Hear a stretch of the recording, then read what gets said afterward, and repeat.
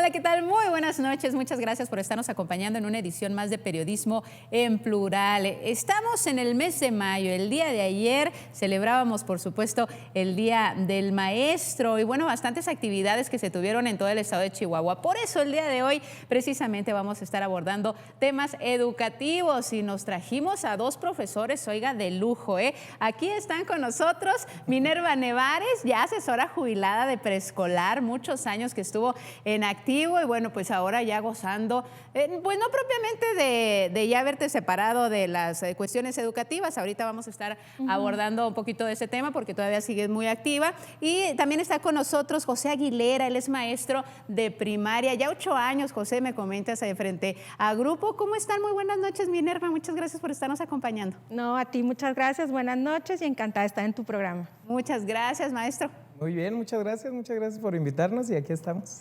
Bueno, pues como ya mencionábamos, el día de ayer fue Día del Maestro. Coméntenos un poquito de cómo les nació ese gusto por esta profesión. Ya desde pequeños se veían jugando a la escuelita, dijeron, yo voy a ser maestro, yo voy a ser maestra. A ver, Minerva.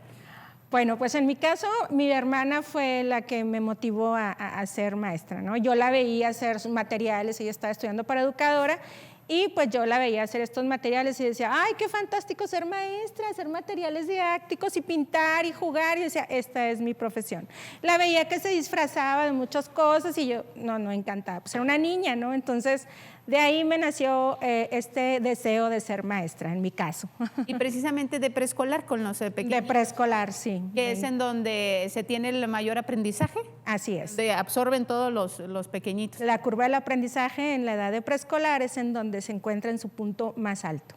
Oye, ¿cuántos años en activo fueron? 28 años trabajando en el nivel de preescolar, también fui asesora y trabajé en universidades distintas también. Pero finalmente no te has querido separar, ¿no?, de la actividad educativa. Pues no me dejan. Hemos tenido varias actividades de manera particular y también hemos estado trabajando con asesorías también en distintas modalidades. Excelente. Maestro José Aguilera, bueno, también ya platicábamos ahorita fuera de cámaras un poquito de cómo fue que te dedicaste precisamente a ser maestro. Sí, pues fue un gusto primero que nada de familia también. Toda mi familia por parte de mi padre son maestros de cualquier área, ¿verdad? Desde preescolar, educación física, formación normalista también. Entonces, siempre dentro de las pláticas también se fue dando ese gusto, ¿no? El encontrar ese gustito de saber qué se hace dentro de las aulas y todo el proceso también. Ya un poco más grande ya va uno encontrando ese gusto, ¿verdad? Y ya estando en el servicio, pues se reafirma completamente el estar ahí con los chicos. Excelente. ¿Y son de los maestros que se recuerdan por Ojalá y sí. Sí. En tu caso, cuando vas al súper, Minerva, a diferentes actividades que te topas con madres de familia, con papás, ya los pequeñitos, ya grandes, ¿no? Sí, y también tuve la oportunidad de trabajar con docentes, es decir, trabajar con maestras que se estaban titulando de licenciatura en educación y nada menos en la página me hicieron un comentario me dicen Minervita, porque trabajo igual que usted, maestra, me dice. Entonces, sí, alumnas, maestras que recuerdo y me recuerdan también por ese asunto, ¿no? Un poco estricta a lo mejor como asesora y pues de varias formas nos recuerdan. ¿Y a usted, maestro? Qué gusto. Sí, he tenido oportunidades de reconocer así que va uno al súper, ¿no? Algo así, o en la calle, profe, se saludan ahí, entonces sí da gusto, mucho gusto que lo recuerden a uno. Me imagino que sí. Y bueno, pues vamos a entrar en materia, situaciones que ahora ustedes han tenido que enfrentar, sobre todo usted, maestro, porque ahorita está frente a Grupo, con el asunto de la pandemia, prácticamente 2 años con clases a distancia, en donde se vinieron retos importantes para el magisterio, porque tuvieron que adecuar sus formas de enseñar, de compartir precisamente las distintas asignaturas, ya sea a través de tableta, de computadora, del celular, en fin. ¿Cómo fue este reto, profesor? Coméntenos. Fue demasiado. Desde el principio fue el encontrarnos en una situación de la cual no estábamos para nada preparados. Fue agarrar, como quien dice, el toro por los cuernos y con lo que teníamos en ese momento, con la formación que pudimos alcanzar a tener ahí y dentro de eso fue rescatar todas las herramientas y todas las habilidades que tenían las maestras y los maestros en ese momento y poder sacar a flote toda esta situación que de entrada era algo que nadie había visto, obviamente, pero que a beneficio de la educación, los maestros y las maestras fueron un estandarte tremendo. Fue magnífica la respuesta, gradual obviamente, que fue en unos meses, corto el tiempo en el que se empezó a acomodar toda la situación y que empezamos a trabajar con ello, porque, híjole, todo se vino encima, todo estuvo en contra, todo estuvo así acomodándose hasta que pudimos dar una estrategia bien y empezar a trabajar con eso. Y también los padres de familia fueron un apoyo también tremendo en esta situación. Obviamente con sus blancos y negros, ¿verdad? Con sus tintes, pero salió a flote. Aprendimos muchísimo, aprendimos demasiado y creo que ahorita estamos en una curva de aprendizaje, ¿verdad? En el cual podemos empezar a crear un poco más estrategias, crear un poquito más de estructura dentro de educación y para mejoría, ¿verdad? ¿Qué fue lo más difícil? El conectarse de entrada, ¿no? El decir, ¿y a eso cómo le muevo? Y los niños, y oiga, a las madres de familia, ¿no? Organizarse ahí con ellos para finalmente poderse conectar. Realmente son herramientas que a lo mejor no eran comunes de utilizarse, ¿verdad? Sí. Y ahora incluirse de un momento a otro en esta dinámica fue complicado. Si me pregunta qué fue lo más difícil, fue poder hacer nuestro trabajo, poder realmente estar haciendo nuestro trabajo como docentes cerca de los niños y vencer esa barrera de espacio que teníamos, que era muchísimo. Era cuestiones económicas, cuestiones sociales, cuestiones tecnológicas, cuestiones de aprendizaje simplemente de los niños, y todo estaba en contra, todo. Entonces fue eso. Lo más difícil fue estar nosotros pudiendo hacer nuestro trabajo dentro de un aula que no lo podíamos realizar de la mejor manera. ¿Hubo alumnos que desertaron? Muchos, muchísimos. Ahorita es fecha todavía que hay niños que no conocemos, hay niños que aún no han podido seguir su proceso educativo y lamentablemente tenemos que ir por ellos porque están ahí, están en las listas, están dados de alta, pero no están en las escuelas todavía. Y, por ejemplo, en este caso, en la primaria, en donde tú impartes clases, ¿de cuántos alumnos estamos hablando? Tenemos alrededor de unos 200, 250 el promedio, pero hay mucha deserción. Hay muchísimos espacios vacíos, no han vuelto todos los niños y lamentablemente los vemos en los cruceros, ¿verdad? Algunos. Me ha tocado muy tristemente ver a alumnos en los cruceros y toparnos con esa barrera es feo. Es horrible. Qué tremenda situación. Sí. ¿Y cuál sería entonces la estrategia qué es lo que están viendo como magisterio para que todos estos pequeñitos adolescentes regresen a las aulas? Estamos todavía durante todo el proceso de la pandemia y ahora que empezamos a volver a las escuelas, tenemos todavía el estar constante en contacto con los padres de familia, con los teléfonos que nos dejaron de contactos, con los chicos que se conocen así entre ellos, el preguntarles a ver si los han visto, si saben de ellos o alguna noticia, pero pues no hemos bajado guardia para nada, estamos constantes ahí buscándolos. Minerva, maestra, ¿te has involucrado tú también de alguna manera en pues todo este proceso, no? Sí, me tocó la situación antes de jubilarme, estaba como directora en el Gregorio M. Solís, en el Jardín de Niños, y fíjate que hubo a nosotros nos tocó una buena respuesta por parte de los padres de familia en realizar estas actividades que nosotros estábamos proponiendo, ya sea vía WhatsApp, Zoom, por todas las plataformas y posibilidades que teníamos, ¿no? Incluso hubo una estrategia de llevar a las escuelas las estrategias por escrito y ahí se las repartíamos cuando era posible, ¿no? Sí me tocó esta parte de la pandemia al final del 20. Entonces, lo que yo vi más es esta necesidad apremiante en la que los maestros tendrían que estar realizando su trabajo de manera congruente. Es decir, de todas las estrategias de las que nosotros contamos, las congruentes son las que más importaban porque teníamos un periodo corto de concentración de los niños con los padres de familia. Los padres de familia estaban trabajando, tenían poco tiempo para realizar estas actividades con los niños, entonces eran 1 o 2 actividades y los maestros tendrían que estar enfocados en que esas 2 actividades cubrieran la parte de la estrategia fundamental que era en el caso de matemáticas que resolvieran un problema, en el caso de escritura que escribieran un texto, en el caso de este asunto de la exploración y comprensión del mundo que pensaran los niños y potencializaran su pensamiento reflexivo. Entonces, en ese sentido, los maestros tuvieron que repasar otra vez estos enfoques de enseñanza y los procesos de aprendizaje de los niños para 1.2 y cubrir la actividad, ¿no? Para poder llamar a los papás para que le hicieran la actividad, no les generara tanto tiempo, etcétera, etcétera, y pudiéramos cubrir esta parte del temario, del contenido con los niños, ¿no? La verdadera, el reto mayor fue para los docentes de cómo dosificar estas actividades y claro, contar con los padres de familia para realizarla. Y abarcar lo más que se pudiera, ¿no? Como ahorita lo señalaba. Así es, poder utilizar el tiempo de manera óptima lo más posible.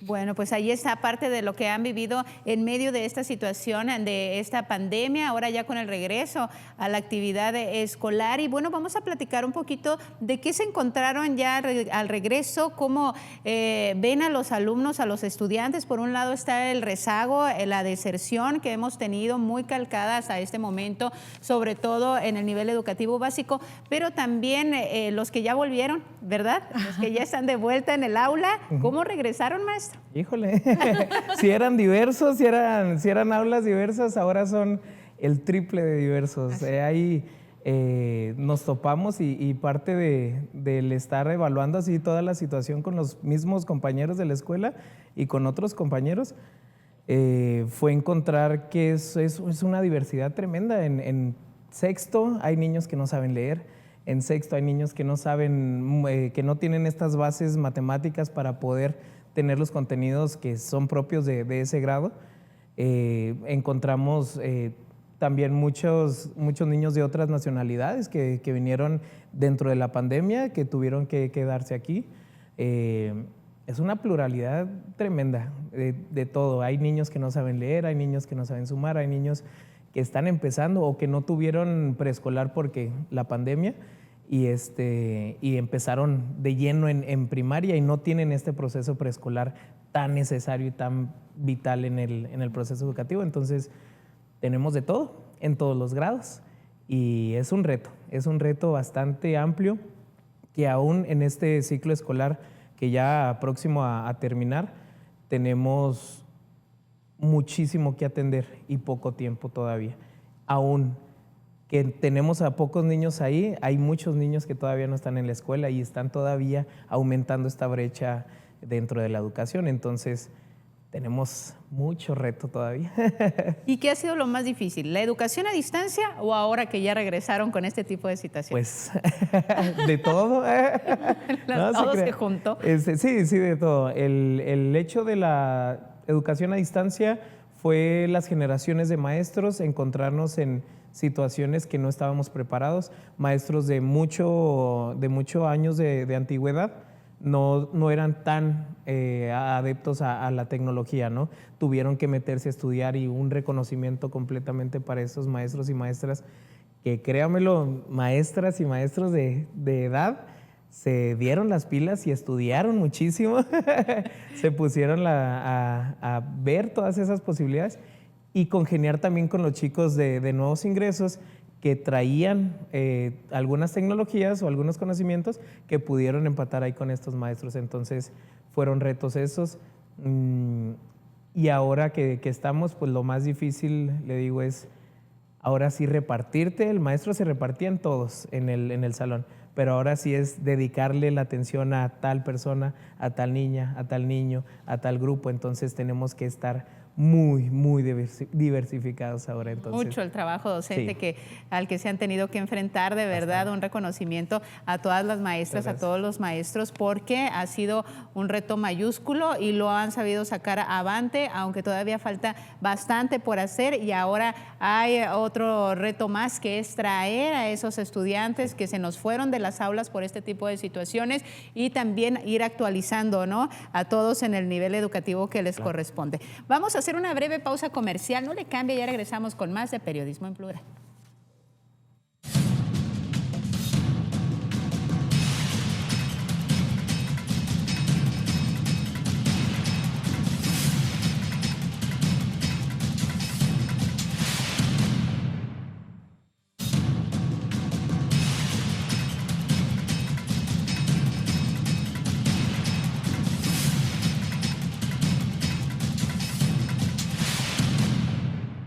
gracias por continuar con nosotros. Estamos hablando de la situación actual del magisterio. Antes de ir a la pausa comercial, platicábamos con los maestros que nos acompañan el día de hoy sobre cómo regresaron los estudiantes ahora a las aulas y sobre todo el trabajo que han tenido que realizar para sacar avante los ciclos escolares desde el inicio de la pandemia y ahora que ya regresaron los alumnos a las aulas.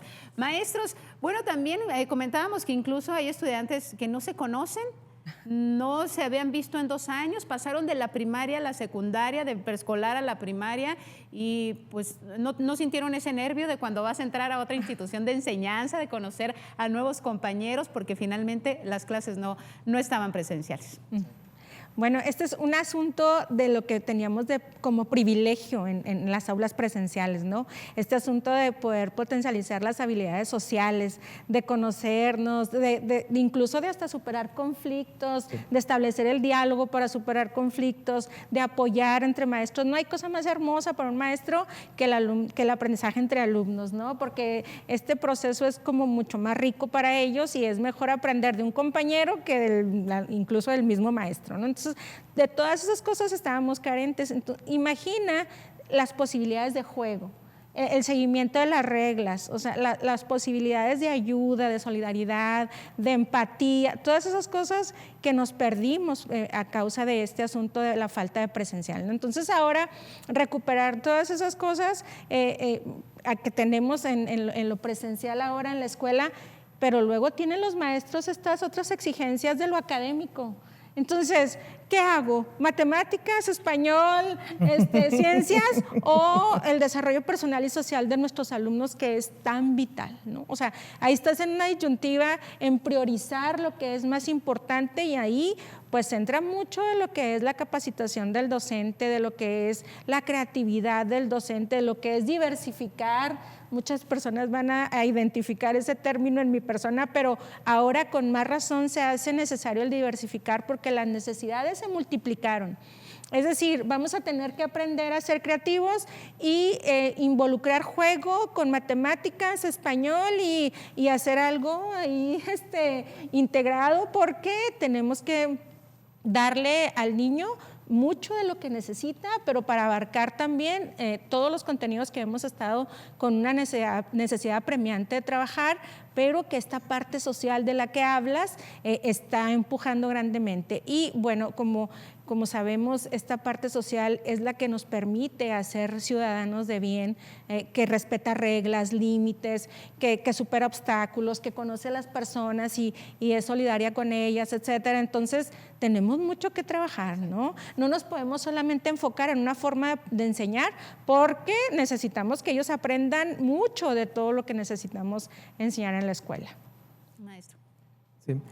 Otro de los, y que me gustaría agregar de los problemas, es que también a los maestros y a las maestras regresamos con muchas necesidades también. Y nos volteamos a ver a todos y dijimos, estamos haciendo el trabajo completamente y como lo sabemos hacer y como lo sabemos sacar siempre. Día a día, estar pendiente de los niños, de su aprendizaje y todo esto. Y volvimos con muchas necesidades. Volvimos con necesidades emocionales, necesidades de materiales, necesitamos espacios, necesitamos muchísima inversión en cuestión de educación para las escuelas. ¿Por qué? Porque nos encontramos en una situación de pandemia que entraron a robar a las escuelas, entraron a vandalizar, entraron a deshacer completamente escuelas y todo eso repercute en el proceso educativo de los niños. Así es. Entonces, el volver fue una necesidad para todos. ¿Cómo empezar ya ni de cero, completamente de menos cero. Sí, estuvo muy fea la situación en algunas escuelas y que obviamente también se hizo la parte en cuestión de gobierno. Sí se pusieron atención en muchas escuelas, pero es un monstruo lo que se necesita. Es muchísima atención, es mucha inversión y es mucha necesidad en las escuelas. Ahorita que mencionabas, maestro, en relación a estas carencias emocionales o esta área que necesitan muchos de los docentes ser atendida, ¿qué aspecto sería en específico a lo que...? Atención psicológica, atención emocional, atención hasta en salud también. Por este estrés, por esta dinámica Sí, la que sí, tuvieron. muchísimo. Se prestaba mucho a que las maestras y los maestros dejaban de lado mucho tiempo a sus familias por estar atendiendo y por estar cumpliendo con una educación y por tener el corazón dentro del magisterio de la educación, y dejaban de lado a sus familias, lamentablemente. Pero luchaba este poder del corazón del docente con lo que tengo que hacer y lo que necesito hacer. Entonces, sí hubo muchos casos, en lo personal supe de algunos compañeros que estaban mal, que necesitaban atención, y unos sí tuvieron a bien atenderse y otros aún no. Entonces, es un retraso también en muchos aspectos y se necesita. Entonces se necesita una atención integral, estamos hablando del personal docente, de los alumnos, incluso de los padres de familia, y es un reto importante, ¿no?, para las autoridades gubernamentales, que, como bien lo señala, sí han atendido el tema, sí han estado al tanto, ¿Sí? pero no ha sido suficiente. Nunca va a ser suficiente. Siempre se va a requerir más, Sí. ¿verdad?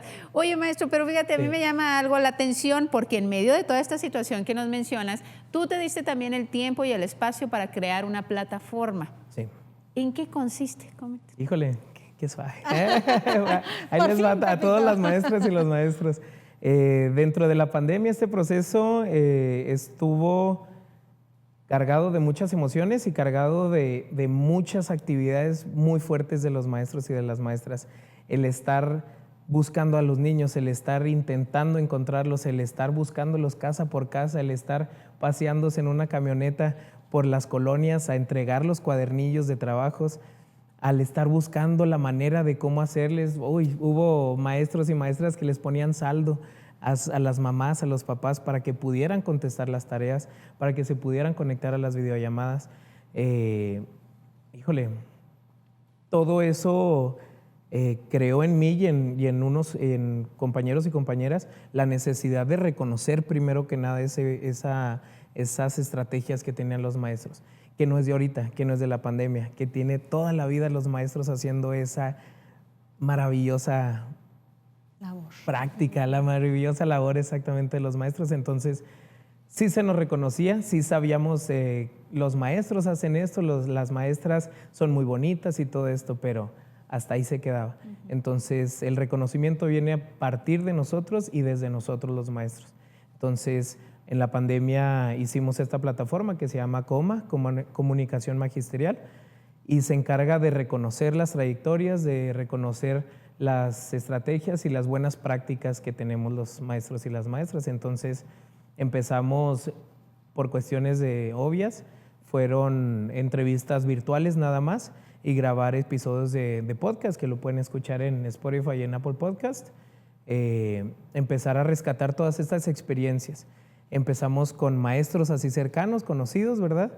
Y luego lo fuimos empezando a expandir un poquito y nos dimos cuenta que los maestros y las maestras existen en todos lados, sea de profesión o sea de corazón. Entonces empezamos a entrevistar a personas que tuvieran cierta trayectoria reconocida. Y háblame de tus maestros, háblame de quién te enseñó, háblame de quiénes son tus ejemplos. Y nos dimos cuenta precisamente de eso, de que todos tenemos maestros a los cuales agradecerles, a los cuales reconocerles toda su labor y a los cuales valerles todo su esfuerzo y toda su dedicación en la educación de las personas y de todo México. Si nos vamos a eso, es el maestro está aquí y el maestro está en todos lados. Entonces, el reconocer esas estrategias y todo eso nos ha dado una imagen más completa de lo que son las maestras y los maestros. Y créame, hay historias tremendas que hay que escuchar. Escuchen los episodios, ahí están. Y vamos por reconocer a todos ellos y a todas ellas mediante el conocimiento de lo que hacen. Entonces se comparten las experiencias, lo que les ha funcionado en el aula, Sí. consejos y demás para que enriquezcan ellos su metodología. Sí. Participó aquí la maestra en uno de los episodios. ¿Más largos? Pero es dejarnos de esta discusión de maestro docente a docente y sentarnos como persona a persona. ¿Qué ves como necesidades en el magisterio? Tú que estás ahí dentro, ¿qué ves como necesidad? ¿Qué ves como premio? ¿Qué ves como felicidad? ¿Qué ves como algo que te motive a hacerlo? Y créamelo, los episodios son muy, muy bonitos. A ver, algo que te recuerde de alguna de las experiencias que nos quieras compartir. Híjole, la que más se me viene así a la mente y que todos tendrán algo de recuerdo en eso. Un amigo me decía que su madre es maestra y que él estando en la escuela, su mamá era maestra de él. Entonces que de repente no entendía el por qué veía a sus compañeros con su ropa, con las playeras que a él le gustaban. Y le decía, mamá, ¿por qué mi compañero tiene mi playera? Esa es mi playera, yo la conozco. Y le decía, tú tranquilo, no te preocupes, después te explico. Pero mamá, ¿por qué es mi playera? Y cuando tuve la entrevista, cerró el episodio y me dijo, hasta que me di cuenta siendo maestro que esa playera la necesitaba ese niño y yo no. Y fue, tremendo, tremendo. Y como esas hay muchísimas, póngase a platicar con un maestro y les va a platicar sí, ¿verdad? todo. Todo lo que sea. Sí. ¿Tú también participaste, Minerva? Sí, participamos en la pandemia, Sí. ¿verdad? En tiempo de pandemia me habló y me dijo que no sabía yo que era un podcast. Entonces, 50 años joven, entonces, pues claro que sí, ¿no? Una maestra como yo siempre quiere compartir la experiencia, pero sobre todo que me di cuenta el valor tan grande de esta iniciativa y por eso me da mucho gusto que podamos hablar sobre ella. Le atinan muy congruentemente a la estrategia que seguimos en la docencia para que los maestros aprendan a innovar su práctica docente, sí. Es decir, a mejorar su práctica docente. Nosotros en los espacios del Consejo Técnico hablamos sobre problemáticas de la práctica docente en relación a cómo aprenden los niños, qué dificultades hay, por qué no aprenden como nosotros quisiéramos y cómo podríamos mejorar nuestra práctica, ¿no? Nuestra intervención docente. Entonces, compartir experiencias es la base de un maestro para mejorar su práctica. Entonces, le pega así y como yo soy así como de, congruente, o sea, me maravilló. Me daría mucho gusto que la mayoría de los maestros pudiéramos, o sea, de verdad participar en estas plataformas de, no sé cómo hace un podcast, no sé cómo lo publica, no sé cómo lo edita, pero lo que sí sé es que la experiencia tan valiosa de tantos maestros que han estado con él, a alguien le puede servir una estrategia que implementaron, a alguien le puede servir cómo resolvió una problemática, a alguien le puede servir cómo pudo involucrar a los padres de familia, cómo puede trabajar con los maestros de su primaria, etcétera, etcétera, ¿no? Entonces, hacer esta comunidad de aprendizaje con los docentes fue una de las estrategias que más utilizamos cuando estábamos desempeñando el papel de asesora y de verdad que emociona que una docente también se emocione de compartir su estrategia exitosa. Y no solo exitosa, sino también de alguna que le significó alguna problemática, algún conflicto y que de ello surgió algo valioso, ¿no? Entonces es una estrategia que mis respetos para el maestro joven, ¿no? Porque no muchos se lanzan a hacer este tipo de cuestiones y es muy valioso para nosotros, los maestros que ya tenemos alguna experiencia recorrida, etcétera, voltear a ver lo que están haciendo los maestros jóvenes es muy valioso. Oye, Minerva, y ahora que platicábamos por teléfono para ponernos de acuerdo sobre la dinámica del programa y demás, me comentabas también la práctica docente de antes y cómo se ha modificado, ¿no? Sí. Tenemos aquí a ti aquí que ya eres docente jubilada y bueno, pues al maestro. ¿Qué es lo que tú has visto? ¿Qué ha cambiado de aquellos años a la fecha? Es que no han cambiado muchas cosas, ¿verdad, Pepito? O sea, lo que pasa es que nosotros hemos hablado en muchas ocasiones de que las escuelas están caracterizadas por un asunto que se llama cultura escolar, que es este conjunto de prácticas, ideas, no sé, ideales a lo mejor. Es más, mira, vamos a dejarles con esa inquietud a los televidentes, vamos a la pausa y regresamos justamente con esto. ¿Vamos? Claro que sí. Ya regresamos.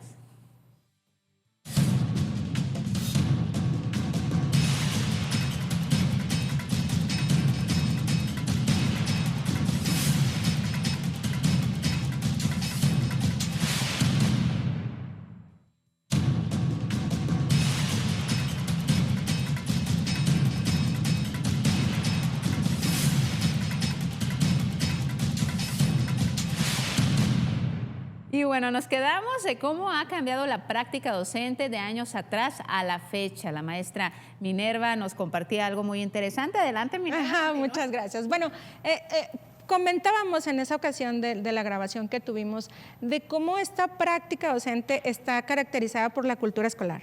Llegas a una escuela y te dicen, aquí las cosas se hacen así.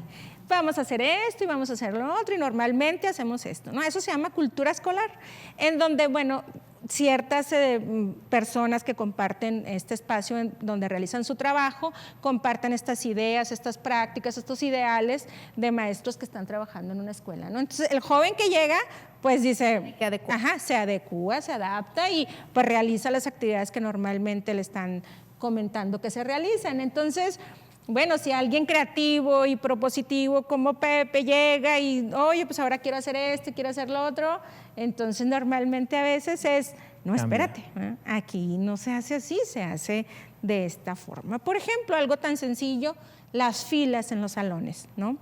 ¿Cómo son normalmente acomodadas las sillas, las mesas, el escritorio, el pizarrón que utilizas en tu aula para realizar tu práctica docente?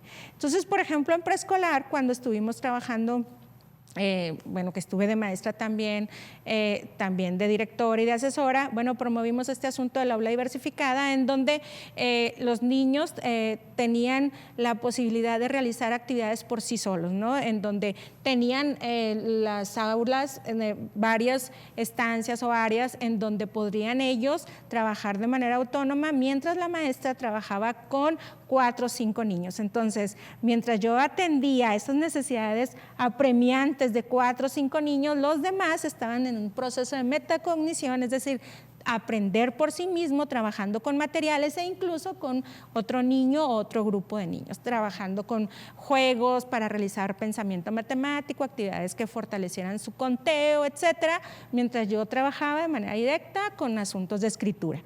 Entonces se diversificaba la intervención docente. Yo creo que me decía Pepe que ya en mucho tiempo se hacía esto, pero no se le daba ese nombre, ¿verdad? Sí. Entonces se fueron las filas, se fue el maestro enfrente, explico, tú aprendes, a una intervención más dinámica y de una retroalimentación mutua. O sea, no nada más el maestro sabe. También ellos tienen conocimientos previos que son muy necesarios tomar en cuenta para que los niños los acrecenten a través de situaciones congruentes para que vayan resolviendo problemas, para que tengan la capacidad, por ejemplo, de hablar, escribir, escuchar, leer y que tengan ellos posibilidad de realizar estas actividades sin el maestro. ¿Me explico? Entonces, ¿cómo va a cambiar eso? Imagínate un director como yo, así ya grande, de muchos años de servicio, con un joven que quiera hacer esto, ¿verdad? Yo me topé con eso en algún momento y pues a mí me tocaron directoras muy, muy creativas, muy propositivas, muy abiertas y, a ver, nada más explícame cómo le vas a hacer y cuándo vas a evaluar, en el mismo momento que estoy realizando las actividades, y cómo vas a atender a aquel niño, pues cuando yo vea que tengo la posibilidad de atenderlo y que tengo niños que trabajan de manera autónoma y así, ¿no? Entonces ya le explicabas al director, pero había así gente que no.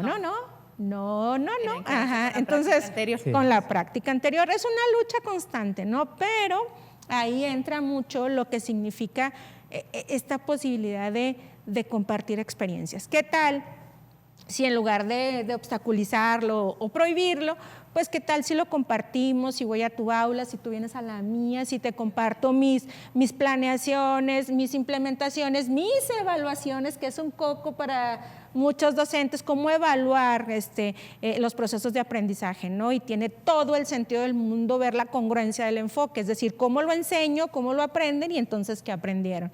Entonces, desde ahí es otra vez la relevancia del compartir experiencias, porque va a cambiar la educación conforme va cambiando el docente su forma de enseñar.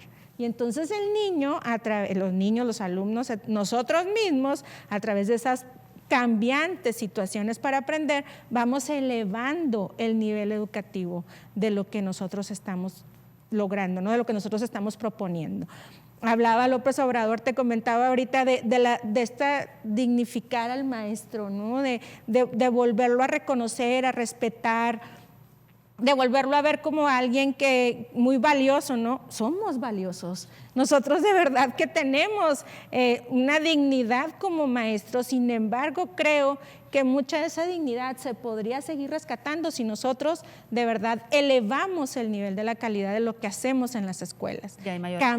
Cambiar las estructuras de los salones, promover situaciones diferentes. Entonces, en ese sentido, por eso Comunicación Magisterial se convierte en una plataforma ideal, porque si bien no podemos reunirnos porque pues este joven trabaja todo el día, las madres de familia que son maestras también, entonces las plataformas de estos nuevos avances, ¿no? Se podría hacer, aprovecharlos para que nosotros pudiéramos tener esta posibilidad del intercambio de experiencias. Que es lo que se está haciendo precisamente. Sí, así es. E incluso algo para festejar al maestro, ¿no? Ahí Sí. hay ahorita una dinámica. Sí, parte del festejo de lo que somos y de a lo que nos debemos. Todo el mes de mayo tenemos en este coma, tenemos varias publicaciones, algunos maestros nos comparten sus experiencias y todo esto, y tenemos una dinámica que reúne todas estas situaciones. Son 3 vertientes. La primera es capturando la docencia, que es subir una foto, que todos tenemos fotos haciendo lo que nos gusta, ¿verdad? Con los niños, en el aula, hay muchos en el jardín haciendo alguna dinámica. Entonces, ese justo momento que vale millones es ejemplificarlo. Esto es lo que hacemos los maestros. No nos ponemos a cantar nada más, no nos ponemos a la plastilina nada más, no nos ponemos, como les dicen malamente a las chicas de preescolar y a los chicos de preescolar, plastilina 1, plastilina 2, sino que nosotros hacemos esto, conózcanlo. Sí. Esa es la primera vertiente. La segunda vertiente es historia de docencia. Hay poetas, maestros que se encargan en desarrollar historias magníficamente, que encierran la esencia del magisterio en unas cuantas líneas. Entonces, el disfrutar esa lectura y poderla comprender y tener ese mismo sentimiento que conecte con el maestro es maravilloso. Tenemos muchísimas historias que contar. Esa, y la tercera es para reconocer las trayectorias de los docentes. Se llama Docentes de Ejemplo, que es reconocer primero que nada el currículum de alguna manera, la trayectoria, los estudios que tengan, los diplomados que hayan hecho y dado también en algunos casos. Y hay maestros muy preparados, hay maestros y maestras tremendamente preparados que muchas veces se desvirtúan en un aula. Entonces, es para reconocer todo eso. Los invitamos a todos los maestros y a las maestras que puedan escuchar este mensaje, que participen, ¿verdad? Que busquen ahí la plataforma de Facebook y en Spotify, que chequen la dinámica, y pues tenemos premios, ¿verdad? No, nosotros mismos somos pues no nada más con una palmadita vivimos o participamos, exactamente. Hay premios, tenemos apoyo de algunos patrocinadores que tienen a bien de apoyarnos en esta cosa. Y son premios en efectivo, premios en especie, negocios locales, emprendimientos que nos apoyan, que reconocen el ser maestro, el ser docente, y pues son los premios que se entregan, obviamente. Entonces, quien gane de las categorías, pues se les entregan esos. Ay, excelente. No, pues está muy bien. Y no hay para los que no somos maestros. Sí, claro, te vamos a poner ahí. Pueden participar dando patrocinios. Ajá. Y ahorita que mencionaban las palabras del presidente de la República de dignificar el magisterio, a los docentes, ¿creen que se ha dejado un poquito de lado, que ya no es igual la presencia del maestro como antes, o el reconocimiento que se les daba? Sí, hubo una temporada en donde estuvimos muy señalados, muy fiscalizados, con mucha culpa de muchas cosas que sucedían. En este sentido, creo que ahora pues está un poquito menos el asunto, ¿no? Menos estricto, menos señalando tanta, pues no sé, o sea, muchas cositas estuvieron pasando de ese tipo, ¿no? Entonces, creo que, como te digo, la dignificación de la imagen del maestro depende mucho de lo que nosotros mismos hagamos. Imagina estas iniciativas, ¿no? O sea, por parte de maestros particulares. Ahí no necesitamos el reconocimiento de las autoridades, ¿no? O sea, de este tipo de cuestiones es de las que hablamos, en donde nosotros mismos hacemos las cosas para dignificar nuestra imagen y nuestro quehacer en las aulas, en la sociedad, etcétera. Por eso, de verdad que agradecemos mucho este espacio, porque le decía yo, hay que darlo a conocer, de verdad que esta iniciativa vale mucho la pena, y creo que de las autoridades ojalá que sigamos recibiendo este tipo de reconocimiento a lo que el maestro hace, que es mucho y que es vasto y que muchas veces pone de su dinero, de su espacio. Todos los del internet, todo lo pagaron los maestros, su internet, nadie recibió apoyo para el internet, todos estuvieron en pandemia. Y así nos mantenemos los maestros, pagando muchas veces con lo que usamos, con lo que trabajamos, pero creo que lo hacemos con el corazón. Creo que de verdad esa parte de dignificar por parte de las autoridades la esperamos, la valoramos mucho, pero creo que también forma parte de algo que nosotros tendremos que hacer desde nosotros para nuestros alumnos, nuestros padres, la sociedad en general, ¿no? Entonces, creo que si vamos a recibir un trato digno, incluso ahora con la diversificación de los aumentos, ¿no? También hay diferencias en esos asuntos. Esperamos que siga esto, porque los maestros son muy merecedores de este reconocimiento, ¿no? Y sí, definitivamente, totalmente de acuerdo. Y ahora me ha tocado ver en diferentes administraciones que vienen, y todos llegan con sus planes y programas nuevos, ¿verdad? Y en las escuelas vamos a implementar este nuevo programa y los maestros se van a encargar de realizarlo. Y ya se van ellos y ya nosotros. Para las escuelas tenemos este proyecto y aquí vamos a bajar la instrucción para que los directivos y los maestros se encarguen. Entonces son tareas adicionales, pero que en muchos de los casos ni siquiera se concretan o no se llegan a realizar, o son recursos que bajan, pero no hay el instrumento humano también para ponerlos en marcha, ¿no? Así es. Hay de todo. Es un mundo tan desconocido por la sociedad que se les hace muy fácil señalar.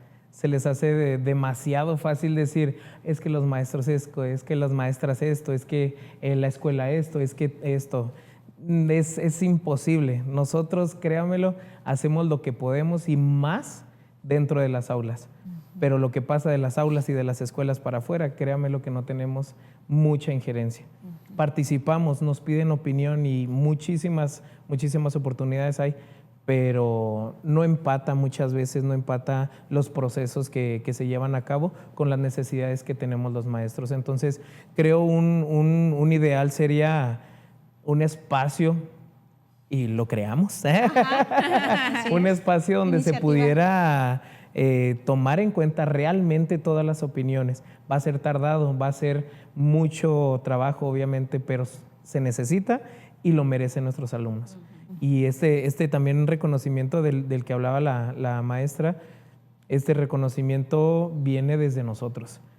Este reconocimiento, si nos lo dan afuera, no importa tanto. Este reconocimiento es saber el maestro y la maestra que sabemos hacer las cosas y que las hemos hecho por siempre y que las vamos a seguir haciendo, venga un plan de programas nuevo, venga una administración nueva, vengan muchas situaciones nuevas. ¿Por qué? Porque nosotros somos los maestros. Nosotros tenemos el corazón y nosotros sabemos hacer las cosas. Prueba fue que en la pandemia nadie lo pudo hacer. Nadie supo hacer el trabajo de un maestro.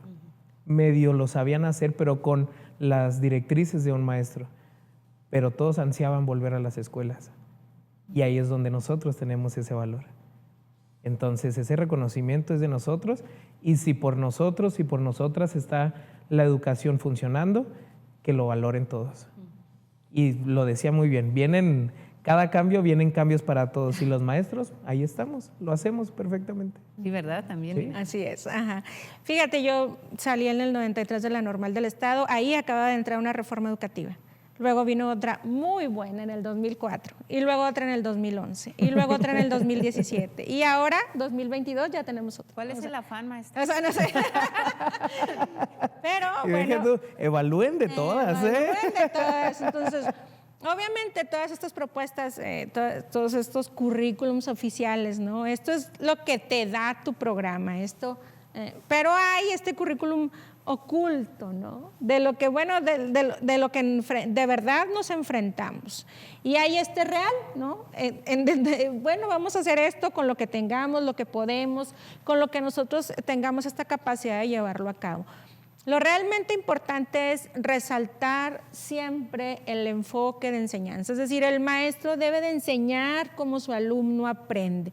Programas pueden ir, pueden venir, la investigación educativa nos ha dado una claridad muy buena, muy específica de cómo aprenden los niños, de cómo el maestro debe enseñar. Entonces, si nosotros resaltamos esto, cualquier programa de educación que nos venga, ya sea de corte humanista o como ahora lo están manejando, nosotros hemos tenido la posibilidad de trabajar todos estos enfoques. Entonces, dignificar también que nosotros hemos estado en estas reformas, tenemos experiencia en estas reformas. ¿Qué viene? Un programa nuevo, lo analizamos, pero no podemos dejar de lado todo lo que tenemos de experiencia, lo tendremos que también seguir tomando en cuenta. Muy bien, con eso nos vamos a ir a una breve pausa comercial y ya regresamos con las conclusiones. ¿Ven qué rápido se fue? Sí. La hora. Ok, muchas gracias.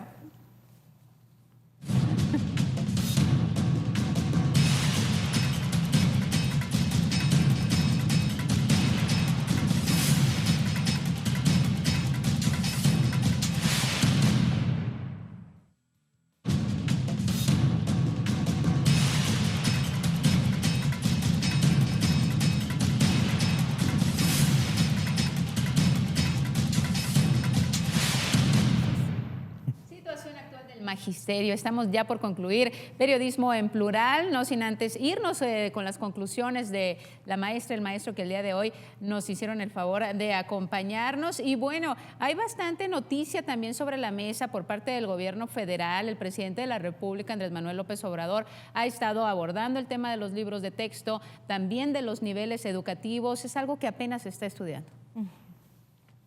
Sí, es una situación que se venía platicando ya y apenas este día fue que salió a la luz. Tendremos que ver bien a fondo cómo viene la propuesta. Tendremos que meternos todos los maestros y las maestras a estudiar bien cómo está la situación, cómo nos beneficia, cómo nos perjudica en alguna manera.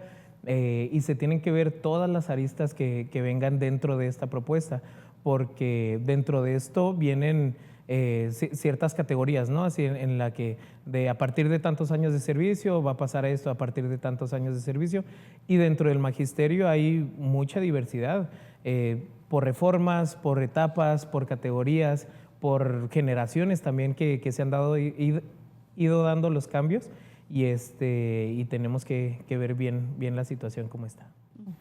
La propuesta actual de los nuevos programas educativos se está analizando, ¿no? Se está leyendo, están haciendo el análisis, están tratando de, las reformas educativas deben de pasar por este proceso de darle a conocer a los maestros en qué consisten, ¿no? Para poder hacer ese cambio necesitamos, los maestros en servicio necesitan estar analizando la propuesta y regresar a algunas observaciones, ¿no? Todo esto en los espacios del Consejo Técnico que viven los maestros en las escuelas.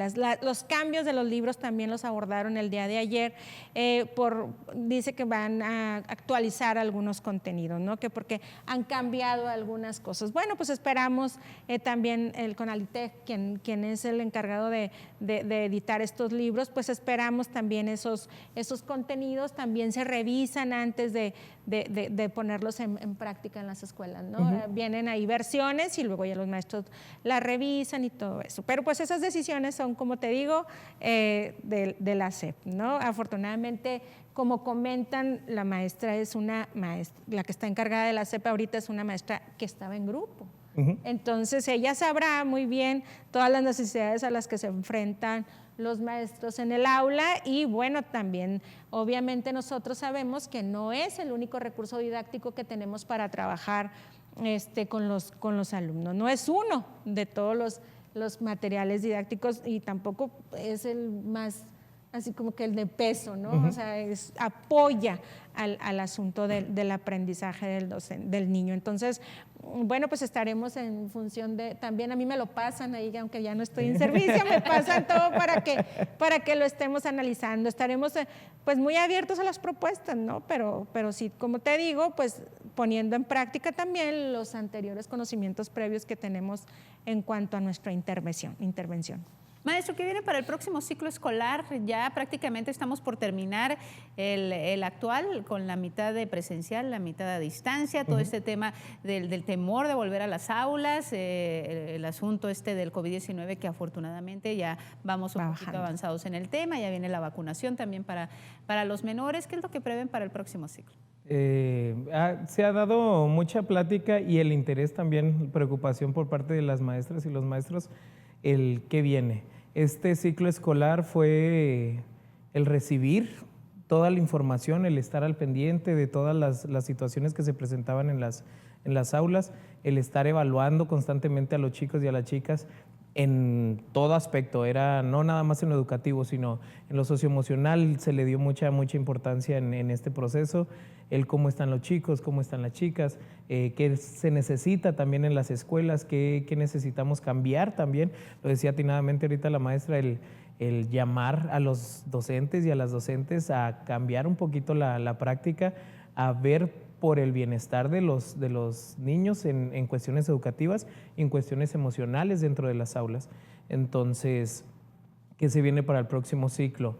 Viene una reestructuración necesaria en la práctica docente, en cuestiones administrativas también, el saber qué se necesita, qué no se necesita, qué podemos cambiar, qué podemos prescindir también de estas prácticas. Entonces, este ciclo escolar considero yo personalmente que fue para evaluar, para saber dónde estamos, cómo estamos y qué necesitamos para el próximo. Creo yo, maestra, también si usted coincide en eso, que el próximo, iniciando el ciclo escolar, se da una reunión de consejo técnico intensiva, se le llama fase intensiva, que son 2 semanas de preparación para el próximo ciclo escolar. Considero que esa parte va a ser vital para todas las escuelas y para todos los docentes y las docentes para saber qué vamos a hacer.